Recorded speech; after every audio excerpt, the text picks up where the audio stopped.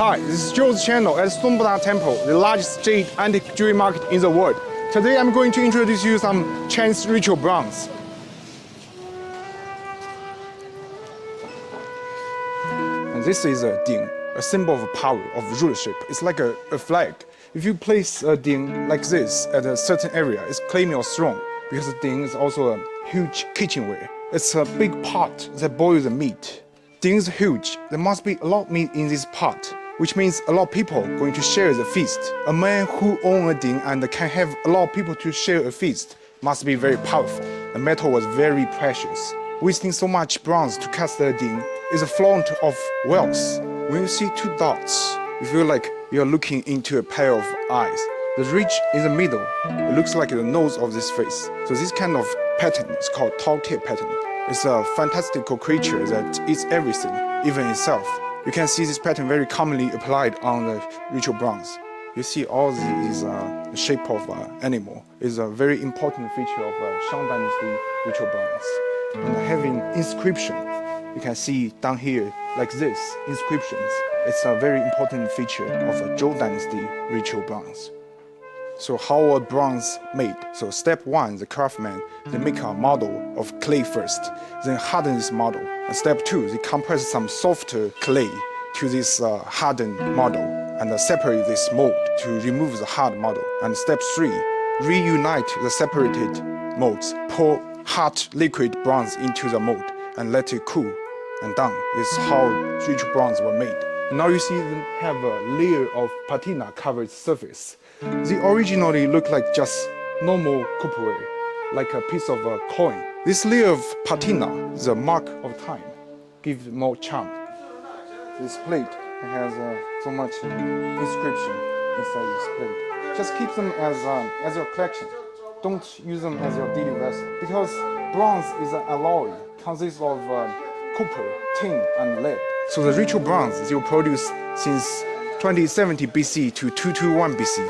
Bronze they were made by casting technology. It can go back to the earliest Xia Dynasty. Ritual bronze were often used in ceremony, very high-ranking banquets, and ancestor worship event for the elites, the nobilities. So back to that era, metal material was very rare, and they used this precious material that could have been made into agriculture tools and weapons to produce objects using ancestor worship. Because they believe in the power of the ancestors, some sort of magical ideology. They believe one ritual object is more powerful than hundreds of arrows.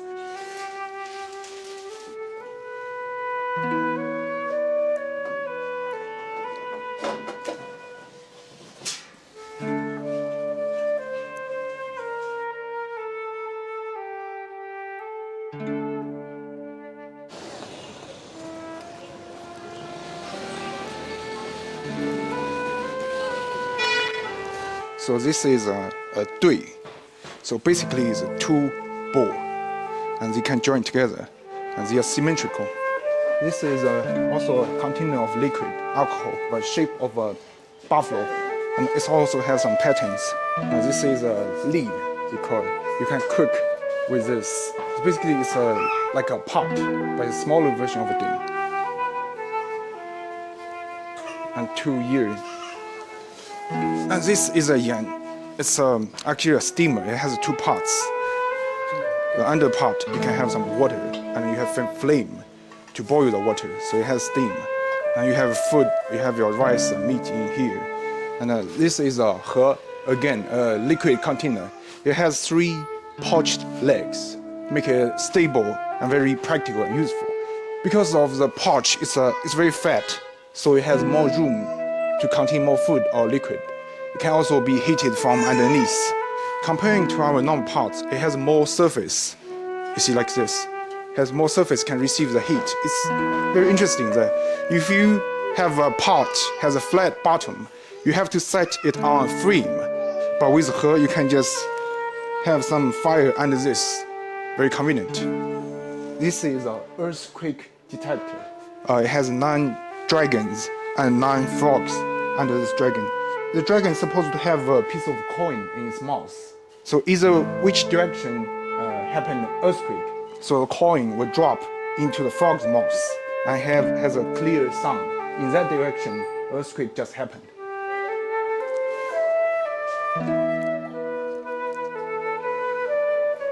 Okay, it's worth to mention. So this object, it was invented in Han Dynasty. It doesn't belong to the typical Bronze Age of China, but it's a very interesting object.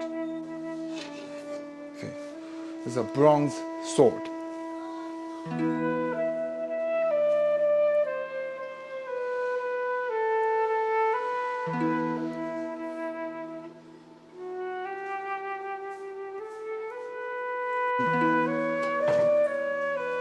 This is a gong, again, a liquid container for alcohol.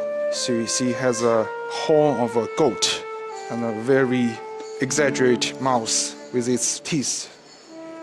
You see the pattern of a dragon has two horns and a very long body like a snake. And a man looks very frightened. Supposed to have a hole here and you can pour your wine from this hole. So this is a rhino and it's a Shang Dynasty style ritual bronze. There were rhino living in China. I was very shocked when I first heard about this as a child. Just think about there were pandas living in Iowa. Okay, this one doesn't have a lid on the top, but you see the bottom. It's also a container. It's hollow inside.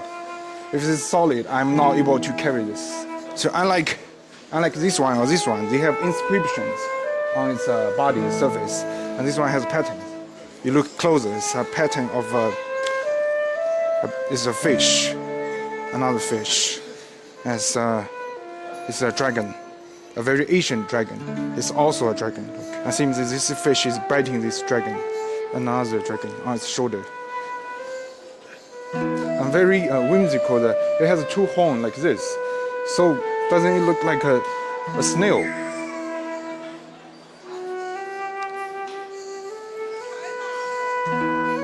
Okay, today we found so many Chinese ritual bronze. Do you find any object interests you? Please leave a comment below this video or send us a message. You can also check out our website. This is Joe at Stone Buddha Temple, the largest jade antique jewelry market in the world. I'll see you next time.